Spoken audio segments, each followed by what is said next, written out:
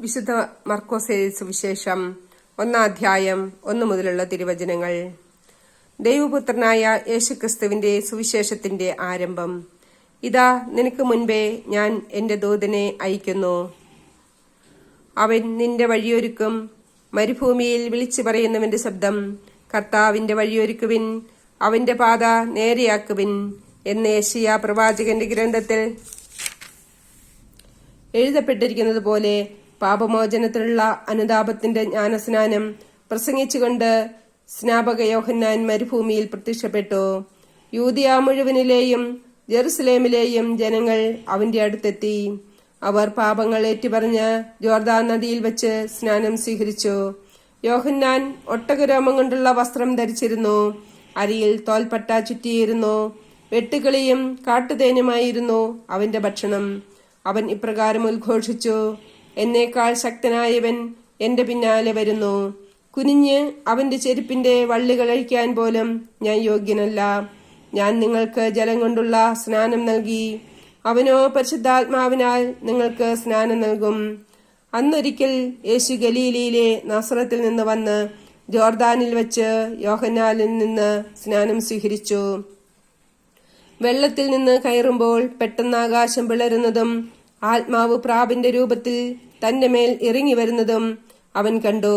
സ്വർഗത്തിൽ നിന്ന് ഒരു സ്വരമുണ്ടായി, നീ എന്റെ പ്രിയപുത്രൻ, നിന്നിൽ ഞാൻ പ്രസാദിച്ചിരിക്കുന്നു. ഉടനെ ആത്മാവ് അവനെ മരുഭൂമിയിലേക്ക് നയിച്ചു.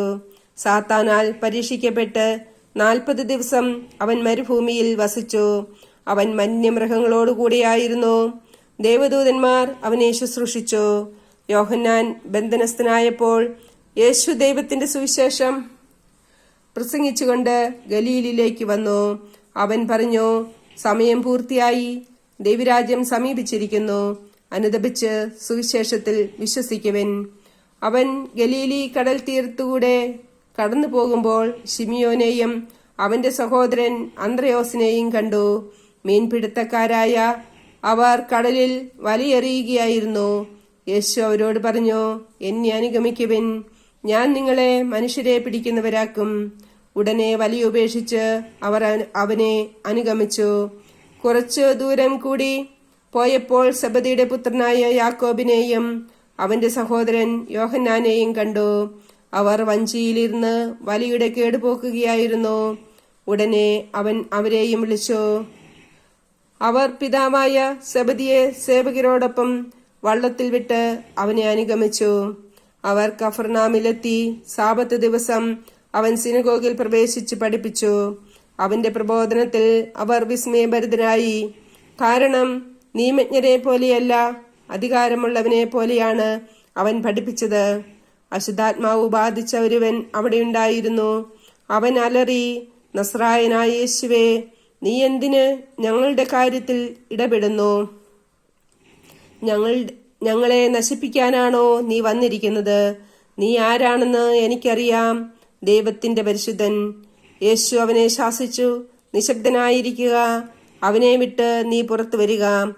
അശുദ്ധാത്മാവ് അവനെ തള്ളി വീഴ്ത്തിയിട്ട് ഉച്ചസ്വരത്തിൽ അലറിക്കൊണ്ട് പുറത്തു വന്നു. എല്ലാവരും അത്ഭുതപ്പെട്ടു. പരസ്പരം പറഞ്ഞു, ഇതെന്ത് അധികാരത്തോടെയുള്ള പുതിയ പ്രബോധനമോ? അശുദ്ധാത്മാക്കളോട് പോലും അവൻ ആജ്ഞാപിക്കുന്നു, അവ അനുസരിക്കുകയും ചെയ്യുന്നു.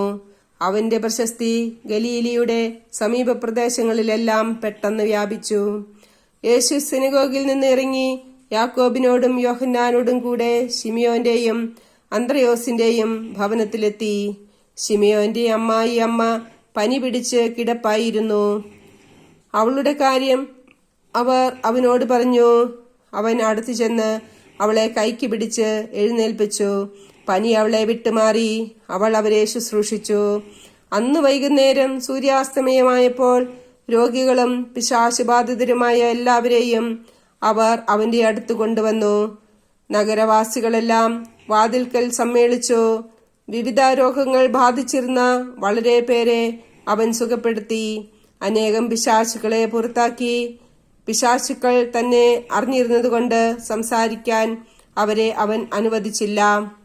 അതിരാവിലെ അവൻ ഉണർന്ന് ഒരു വിജന സ്ഥലത്തേക്ക് പോയി. അവിടെ അവൻ പ്രാർത്ഥിച്ചുകൊണ്ടിരുന്നു. ശിമിയോനും കൂടെയുണ്ടായിരുന്നവരും അവനെ തേടിപ്പുറപ്പെട്ടു. കണ്ടെത്തിയപ്പോൾ അവർ പറഞ്ഞു, എല്ലാവരും നിന്നെ അന്വേഷിക്കുന്നു. അവൻ പറഞ്ഞു, നമുക്ക് അടുത്ത പട്ടണങ്ങളിലേക്ക് പോകാം, അവിടെയും എനിക്ക് പ്രസംഗിക്കേണ്ടിയിരിക്കുന്നു. അതിനാണ് ഞാൻ വന്നിരിക്കുന്നത്. സിനഗോഗുകളിൽ പ്രസംഗിച്ചുകൊണ്ടും പിശാചുക്കളെ പുറത്താക്കിക്കൊണ്ടും അവൻ ഗലീലയിലുടനീളം സഞ്ചരിച്ചു. ഒരു കുഷ്ഠരോഗി അവന്റെ അടുത്തെത്തി മുട്ടുകുത്തി അപേക്ഷിച്ചു, അങ്ങേക്ക് മനസ്സുണ്ടെങ്കിൽ എന്നെ ശുദ്ധനാക്കാൻ കഴിയും. അവൻ കരുണ തോന്നി കൈ നീട്ടി അവനെ സ്പർശിച്ചുകൊണ്ട് പറഞ്ഞു, എനിക്ക് മനസ്സുണ്ട്, നിനക്ക് ശുദ്ധി ഉണ്ടാവട്ടെ. തൽക്ഷണം കുഷ്ഠം മാറി അവന് ശുദ്ധി വന്നു. യേശു അവനെ കർശനമായി താക്കീത് ചെയ്ത് പറഞ്ഞയച്ചു, നീ ഇതേപ്പറ്റി ആരോടും ഒന്നും സംസാരിക്കരുത്. എന്നാൽ പോയി പുരോഹിതന് നിന്നെ തന്നെ കാണിച്ചു കൊടുക്കുക. മോശയുടെ കൽപ്പനയനുസരിച്ച് ജനങ്ങൾക്ക് സാക്ഷ്യത്തിനായി ശുദ്ധീകരണ കാഴ്ചകൾ സമർപ്പിക്കുകയും ചെയ്യുക. എന്നാൽ അവൻ പുറപ്പെട്ടു ചെന്ന് വളരെ കാര്യങ്ങൾ പ്രഘോഷിക്കാനും ഇത് പ്രസിദ്ധമാക്കാനും തുടങ്ങി. തന്മൂലം പിന്നീട് പട്ടണത്തിൽ പരസ്യമായി പ്രവേശിക്കാൻ യേശുവിന് സാധിച്ചില്ല. അവൻ പുറത്ത് വിജനപ്രദേശങ്ങളിൽ തങ്ങി. ജനങ്ങളാകട്ടെ എല്ലായിടങ്ങളിലും നിന്ന് അവന്റെ അടുത്ത് വന്നുകൊണ്ടിരുന്നു.